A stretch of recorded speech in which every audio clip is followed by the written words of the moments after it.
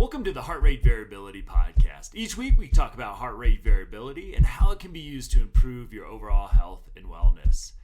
Please consider the information in this podcast for your informational use and not medical advice. Please see your medical provider to apply any of the strategies outlined in this episode.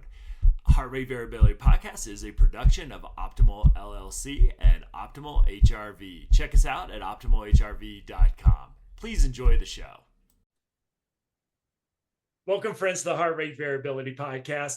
I'm excited to be here with my guests for several reasons today. One is next week I get to jump on a plane to be a sponsor and a participant at the HRV Institute conference. And I have somebody who's more involved in that than me here to be a guest today, and also an HRV expert as well, that I know through some of our shared conversations and support around the research she is doing. So Dr. Amelia Saul, welcome to the podcast. I'm so excited to have you. I'm so excited to see you in person at the conference coming up here. And I would love, maybe let's just start out with just a general introduction of yourself before we talk a little bit about the Institute. Sure. Yes. Thank you for having me. So I am a assistant teaching professor here at Florida International University. So I've been teaching here for 3 years now, and also doing research, which is kind of part of my connection to you, Matt. And I'm in recreational therapy and rehabilitation. So that's my program and kind of focus. I am a recreational therapist as well as biofeedback certified, have my PhD from East Carolina University. So that is actually kind of where my research backing with biofeedback started. When I was an undergrad, I worked with Carmen Rusinello there at ECU. And he was kind of who kind of brought me along to teach me about how heart rate variability and other types of biofeedback can be integrated into the interventions that I was already doing with my clients. And kind of adding that breadth of information, of quality data that we could use to see whether or not these interventions that we were using were actually effective for our clients. And so that's kind of where I started. And then I've continued that now as a assistant teaching professor, being able to add that into my classrooms as well as into my research that I've been doing. I love it. I have so much I'm excited to explore with you around that. But let me delay that gratification for a second, because I want our audience to be aware of what is happening next week. And I know we're given a short turnaround time here, but there are virtual registration and it's still open. I just checked. I got I get from time to time people reaching out for sponsorships. And I've heard of the HRV Institute. I don't know if I could have given a good description of it. And then I looked at your program for the conference, and I'm proud that Optimal HRV is going to be a sponsor, but you won't see me at the booth during the talks because I am going to be there. So, but I'm excited. So I would love to hear just a little bit more about the HRV Institute, and then we'll dive into a little bit about the conference as well. Yeah, definitely. So kind of going back to Carmen Rusinello. So when he retired from East Carolina University, it was at the same time that I was graduating with my PhD, and he wanted to continue to do something. And he wasn't really sure what that looked like, but he knew that he wanted to have some of his core people to kind of come along with him. And I happened to be one of those people, which was really honoring and amazing to be able to continue to work with him. And he wanted to establish a organization that's a nonprofit that provides education and resources to people who may or may not know about heart rate variability and how it can be used. Understanding there's so many things that come along with heart rate variability. And so giving it that platform to be able to really grow and to learn and to be able to have those added benefits of a specific organization dedicated to one of the many different modalities related to biofeedback. And so that's where it started. And I came on as the secretary for the organization and have helped to grow it to where we are now, and we're going to continue to grow. We're still a relatively new organization that has still trying to get its footing, still learning and growing as we go. But we are really focused on kind of that educational aspect of how can we provide information and services to people who are interested in heart rate variability, who may want to know more about the field, or who already does know about the field, but being able to be that person to give them those connections that they need with other people in the field. And so we've been able to do that with a really amazing team of other heart rate variability nerds like you were talking about earlier, who are all very well established in the field, and have a lot of backing. So we have people on our boards. We have Carmen, he's our president, and then Christina Davis is our vice president, and she is over,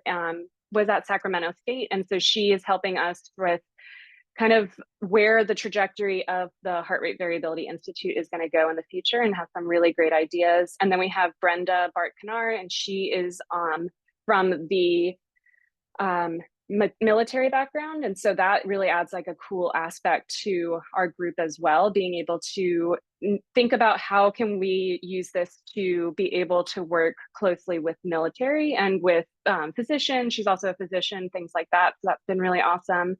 And then we have Brenda Bolin, who is our member at large. She is helping us from the nursing background. She's also at East Carolina University and kind of has really great ideas, really kind of a go-getter to get things done, which we always need on an amazing board. And then we have Jack Ginsburg, who everybody I hope has heard of before. He is kind of a pioneer in the field of heart rate variability, biofeedback, and he's really kind of helped us to remember like where we're coming from and to be able to, again, continue to grow. And then last but not least, we have Yori Gidron. So he is in Israel doing incredible research out there on working with the military, working with people with PTSD, and all of the things that he's been able to accomplish, especially over the last few years. And so it's been really interesting to have such a unique group of people. None of us really come from the same background, but are able to work together for the common good of education with heart rate variability. Love it. And past friends of the show that you mentioned, and hopefully a few Yeah, future ones that we haven't definitely. had on yet, as you move forward. So you've got this great group of people. As somebody who's thought about and maybe put on a smaller conference in the past and swore never to do it again, how did this group say, hey, we're going to take on this task of trying to put together a conference? Because obviously, just again, looking at the program, congratulations. Don't know how little or much you had to do with securing, the top names in the field.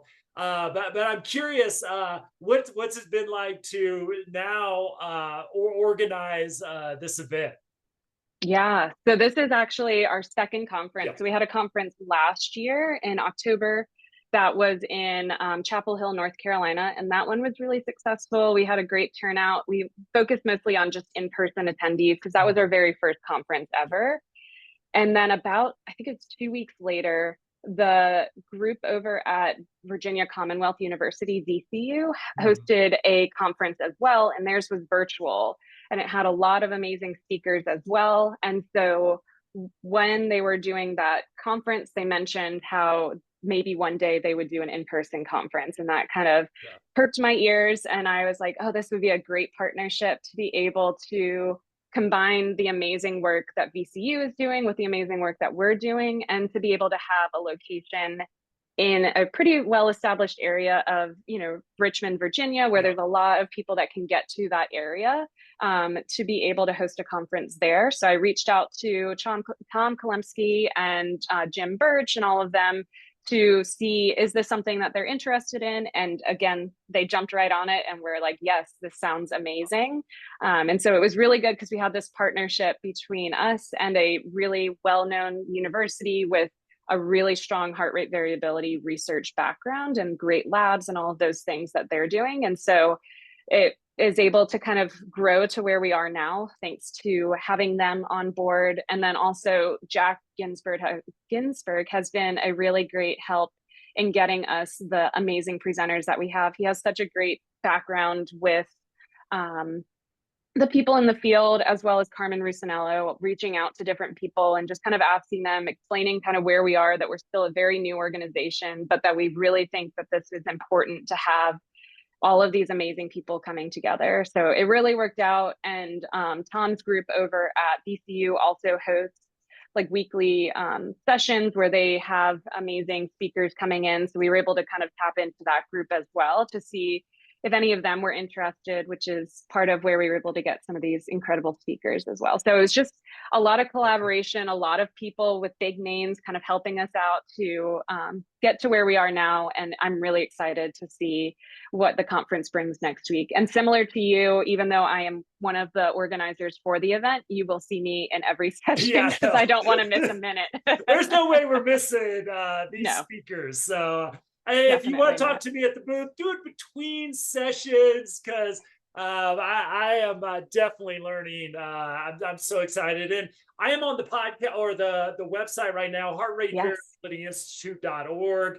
Very clearly, there's the conference link there. Like I said, there's virtual registrations. Hey, if you want to come to Richmond, I think you can still do that definitely. as well. But I know for a lot of our folks, it'd be a last minute sort of thing. But learn virtually with us. I'm so excited to be a part of it. So, Yeah, yeah, when I saw that email from you, I'm like, I told my team I'm going to this if anybody wants to join me. So, perfect. yeah, I'm coming. So, thank you for that. And like I said, I can't wait for next week as well. So, I would like to dive in a little bit to your journey to Yeah. heart rate variability, to now a leader in the field, helping to put this great conference together for nerds like me, and I know a lot of our listeners out there around this topic.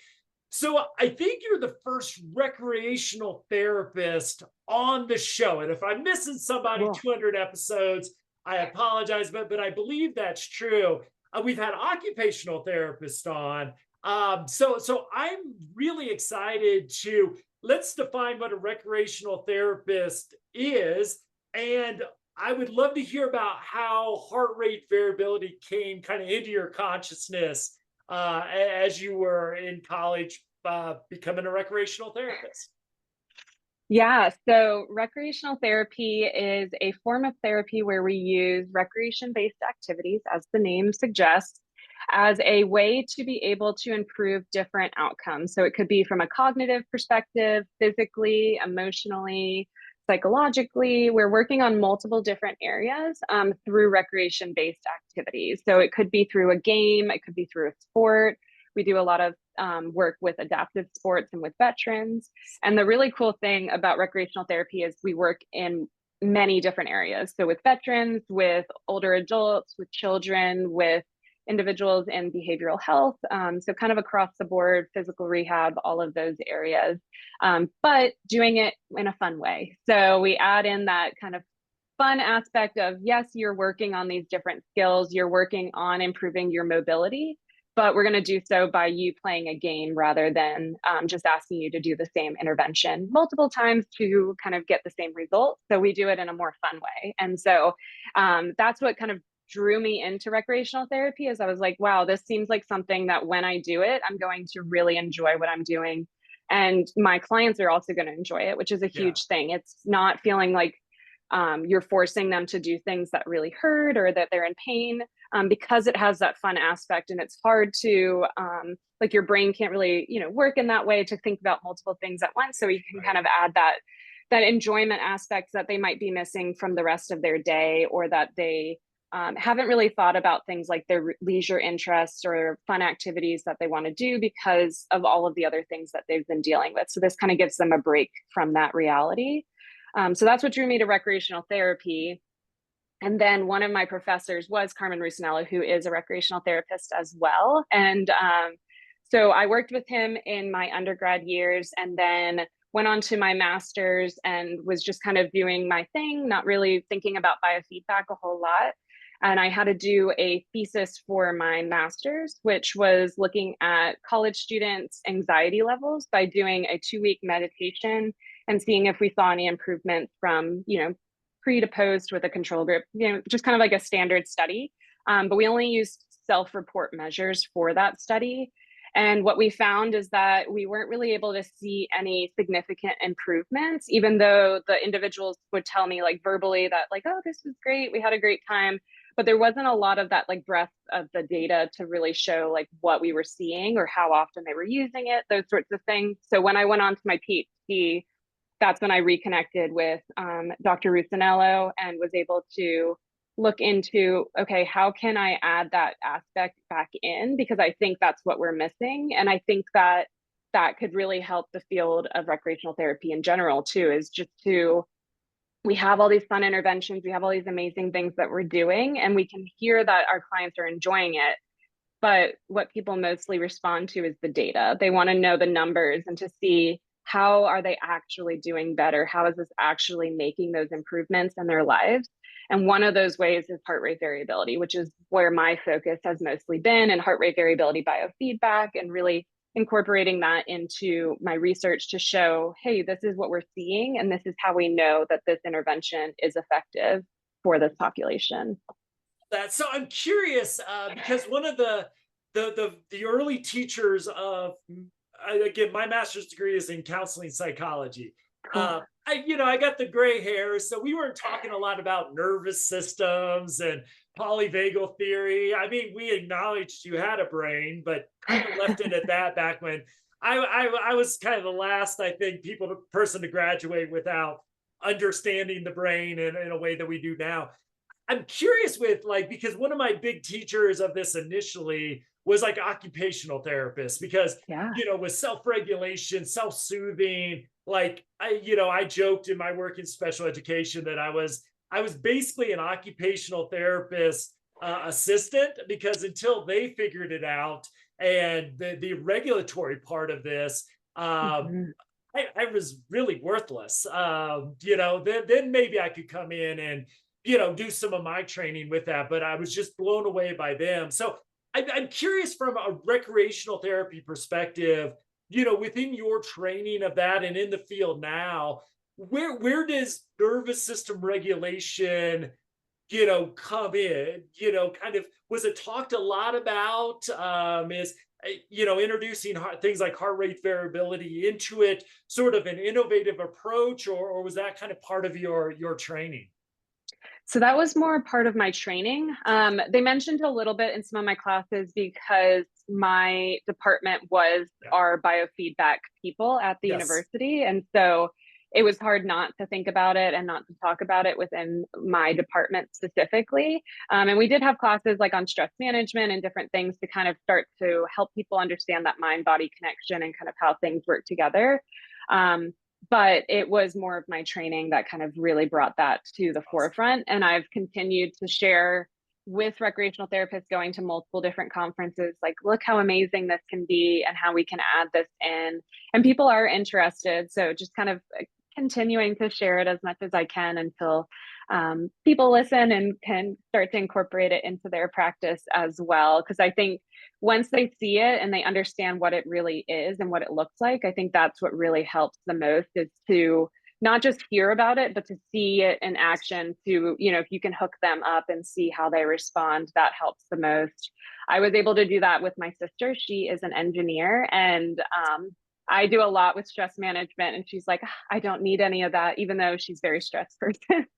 And so I hooked her up to some heart rate variability monitor just to kind of see how she responded through just doing some paced breathing, nothing too crazy, and showing her how her body responded. And she was like, oh, that did help, didn't it? And I was like, yes, it does. I'm not just saying these things because I think that they, sound good. They actually do help. And so I think if we can get more people to understand that and to see it, I think it's really about that presence that we have in showing people and having them understand like what this really looks like and what this means and what the data means. I think that's the most helpful thing that we can do. And I think that, as a society, we're starting to move there with more wearable devices and things like that. But I still don't know if a whole lot of people know what this HRV measure that they have on their phone actually is. They Yeah. just know that they have, that their number went up and that that's a good thing, Yes. So Um, some of them, because I still run into exactly. people that, what is this number on my Apple Watch? Is lower, higher, is it heart rate? Yeah, it's Yes, still, it's still, I think for you and I who swim in these waters all the time, it's like, oh, the whole world knows about this now, and not necessarily. We still got a lot of introducing to do still. definitely, definitely. So I'm curious, your journey leads you to Florida International University. Mhm. So I'm curious, you got this in your training, bringing this in, sounds like I can say this with a lot of confidence. You were in an innovative program, working with innovative people right from the get go. How has your career kind of evolved? Utilizing these different expertise that you've accomplished over the years. Yeah, definitely. Because moving to Florida International University, it's a great university. We're an RO1, all those fun things. Yes. But doing a search to see who is doing biofeedback and neurofeedback here, at first, when I first came, there was no one. It was just me. And I was like, oh no, what am I going to do? Because, like you said, I came from this university. We had a really strong backing in biofeedback, and I was kind of ready for, I just assumed that was everywhere. So to Yeah. kind of have this change of moving somewhere where I was kind of one of the few was very interesting. Thankfully, I was able to kind of get out there and to meet with my dean and to say, look, this is what I'm doing. This is what I want to be doing for my research. Is there anyone at the university that's doing anything like this? Yeah. And thankfully, I had a few colleagues in another department that had just started using biofeedback and neurofeedback with sports. And so that's where I was like, ooh, perfect. I'll do Yeah. anything. Great I just want fit. to get in. Yes. Yeah. And so I was able to meet with them, and they've been really helpful from the kinesiology and sports psychology aspect to help me in growing. And they have a lot of experience with grant writing, with research. And so that's been amazing to kind of have that group and to really have people to help support me here at the university. But it's also been interesting because I am now becoming somebody that people at the university are like kind of looking to, of like, hey, I'm going to be starting this research and I would like to add in a heart rate variability component. Can you help me to learn what I need to do to be able to add that in? So a lot different than when I was at the previous university. And again, there was a lot of backing. Multiple people around the university knew what biofeedback was because of how strong of that presence they had. And so it's been interesting to be in a different university with different kind of avenues and opportunities. But it's been really great at the same time because now I get to kind of help steer the next, Yeah. amazing group of people that are going to be using this technology and using my expertise to help them as well. So it's been really cool to Yeah, see. now I have a few friends when I tell them about your work, it's like, ooh, how do I get to Florida International University? Like, I won't mention the names of people because their universities might not like to hear that they're, because one of the interesting things that I see in the university structure is that if you do have that supportive dean, yeah, it opens up so many doors, and it almost is contagious. Oh, Yeah. once kind of maybe do a little education and introduction to your colleagues. Wait a minute, we can measure the stress response. Wait a minute, this measures cognitive functioning, emotional regulation, physical, athletic recovery, and then you say, well, wait, there's also the biofeedback side of it, and it becomes a real contagious thing if that door is kind of open to you, because I've seen it also unfortunately kind of shut down early on as well. And which I love about the field is we get to be some of those ambassadors Yeah. and open those doors to the next generation of folks. But it's so cool that that openness is there to experience. So Definitely. And it was awesome too because I came in, I didn't have a startup or anything, so I didn't have the opportunity to just to buy equipment right away. I yeah, came in with nothing. And so they kind of opened their lab and were like anything you need, whatever you want to do, you have access to it, which is also really good to see that, I hope that continues with other universities kind of like, let's see this field grow and not closing those doors on people that are interested in kind of doing that research. So that was really amazing. Yeah. Yeah, I have a lot of ambition around this. It's going to grow. Do you want to be the early adapters, or do you kind of just want to catch up with everybody Yeah. eventually? As a, we're not going anywhere. So yeah, it's just when do you want to come on board with this? It is my sort of way to look into just the excitement. But like things like the conference does another good job. The AAPB folks, you know, Yeah. your work, the work that we're trying to do, just through the podcast to get the word out. So if you want to listen to 200 episodes of people nerding out about HRV, hey, there's a landing spot for you. You know, welcome home, so to speak. So I'm curious because I know you're, we can't talk about all the research going on, which, as I was joking with you before the show, just means you got to come back on for another podcast once that is able to be published and we can talk officially about it. I love the secrecy. It's, you know, there's Yeah. not a whole lot of drama in our work per se. You know, that the secrecy that I can't talk about this yet, I kind of love. Uh, but I would love to, as somebody who's you know, really, you know, on the cutting edge in recreational therapy, doing this research, obviously with your work with the Heart Rate Variability Institute, pushing the research out there in new powerful ways. I'm curious, as you look, maybe in your field, but in general as well, you know, where do you feel like we're going to be 5 or 10 years from now? Mm. We've come so far. I mean, I've seen the field just, you know, grow tremendously. Yeah. You know, 5 years ago when I was just frustrated, none of the apps sort of did what I thought they needed to do for mental health.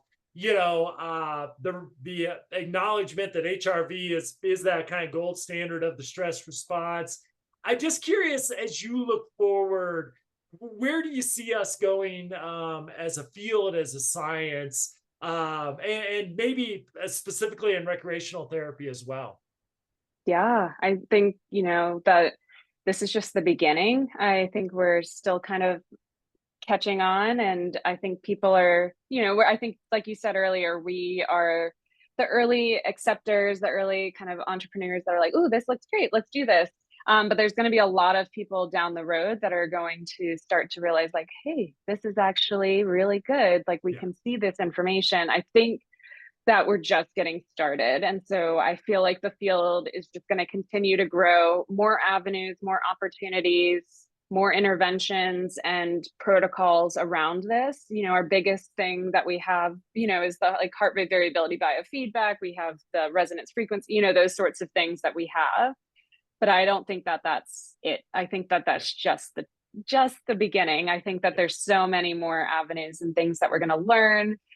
Being able to also integrate this with other types of biofeedback and neurofeedback is really going to set us apart as well. Is not saying, well, we only do one thing, really being open to working with other people with their expertise and working with other modalities. And some of my research has also been using neurofeedback and different types of options related to that to be able to say, okay, we're going to use the neurofeedback, that's going to be the intervention, but we're also going to be collecting other data related to heart rate variability to see, like, how does that work? How can that show that this neurofeedback that showed improvements in maybe like increasing alpha, but also showed improvements in your heart rate variability? So having, again, more information, more data, I think is really going to help. So having that integration with other interventions that we already know, have seen, can be helpful, but how can we really show that through how our body responds, I think is going to be huge. And even just, I think one of the big areas too is just getting more data on kind of like baselines, being able to see like where people are right now, where are they going, those longitudinal studies, seeing how people's stress response changes throughout the day and learning about those things. I think that'll be really huge. I was at a conference recently and they were suggesting, like, well, have you thought about this specifically for females throughout their, menstrual cycle and how Right. that could change different things? I mean, all of that, we still have so many more avenues and Yeah. information that we're working on trying to get. And so this is just the beginning. I think Yeah. there's so many different areas where we're going to learn a lot more about our bodies, how our bodies respond, how to regulate that, our systems and those sorts of things. So I think this is, yeah, just the beginning. Well, and I love you mentioned women's health as well. Yeah. It's just been so grossly ignored. And it's like in some ways, I think it's taken a lot of us to say, hey, we've got, we don't have to necessarily do a clinical trial on this, but we can start to collect this information while giving people individualized. I always love about HRV is it's the N of one, it's the N Yeah. of you, it's the N of me, and what does this mean for me? But also, really, it's like gathering this information at population levels, starting to Yeah. get there around just such a horribly neglected area of science that I'm glad it's not just the HRV nerds that are doing it, but there's that piece where, hey, we can get a monitor, a watch, or something on you, and we can use this data to fill in some long overdue science, and Yeah. hopefully lead to a whole lot of medical insights and better health outcomes as well. So we just don't do research on white males for the rest of the Right, exactly. And so, even with disabilities too, yes. I Oh, yes. am working with somebody here who is looking at adults with autism, which is again Yes. like an Huge. Yeah. understudied group of individuals. And she's not really doing an intervention. What she's just doing is having them wear a device and just monitoring them to see kind of what those changes are. We don't even have that data yet. And so Yeah. being able to get to just that baseline of information is just going to help us so much. And so, yeah, again, opportunities are endless. This is just the beginning. And I've worked with in special education. It's just the population Yes.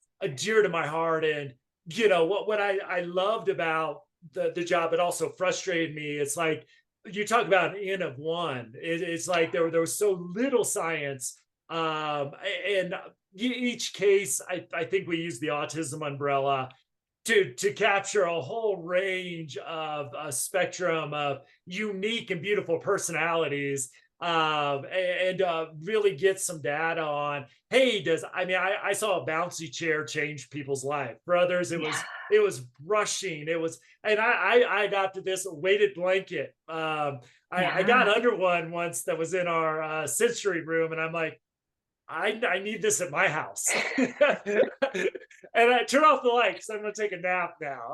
Netflix Literally. the greatest thing ever. So, I mean, but to see like how these interventions work for different individuals, and what is the trigger as well. I always tell the story Yeah. is we had a young man, never spoke a word. He was, I think, about third or fourth grade, just behaviors all over the place, but he would go into rooms and he would switch the lights on and off and yell. And we're like, it's disruptive to the classroom, but he's trying to tell us something. So we actually, turned on, like, Metallica was big at the time. That's how old I am.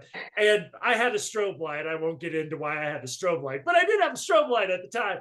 And he would sit in a room with Metallica blaring and hold the strobe light up to his eyes. And then he was regulated for about 45 minutes, which that 45 minutes may not sound like a lot for you and I, but for this young man, 45 minutes was enough to help him get through speech therapy and then get through occupational therapy and music therapy and actually sit in the classroom. And about 3 months later, he spoke his first words. And it was just like Wow. this beautiful thing. Now, the staff hated the intervention because being in a room with a strobe light and Metallica for 5 minutes every hour, that they had to shift things. And I was like, I'll take one. I'll do Metallica. But to get insight on what the heck is going on under this skin and to support those interventions that are so Yeah. untraditional is so exciting to me. It's so interesting. Yeah. And we have actually here at FIU a day program for adults with intellectual and developmental disabilities, Yes. which is really cool.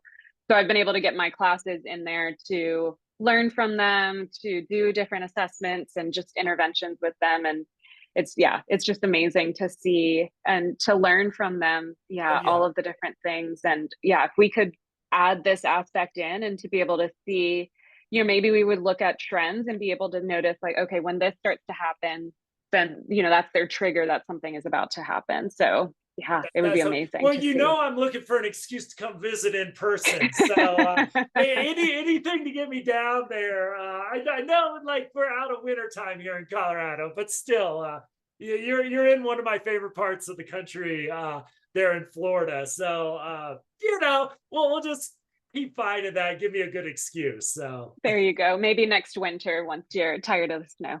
there we go. Well, my friend, thank you so much. I know this is kind of short notice because I really wanted to get the word out to the listeners and alert them that the conference is happening. I'm so glad that again, even if it's too late for you to travel there, that virtual option is available to folks. I will put in the show notes the link to the conference. Everything's very easy to find there. If you are coming, find the optimal booth. If there's not a workshop going on, because I will be in the workshop if it is. But between those and at lunch, come stop by and say hi. And I'm excited to meet you in person as well. Yeah, and have some fun learning together. Yes. All right. Well, as always, you can find show notes, information about Dr. Saul at optimalhrv.com. And as always, we'll see you next week. Thank you so much. Thank you.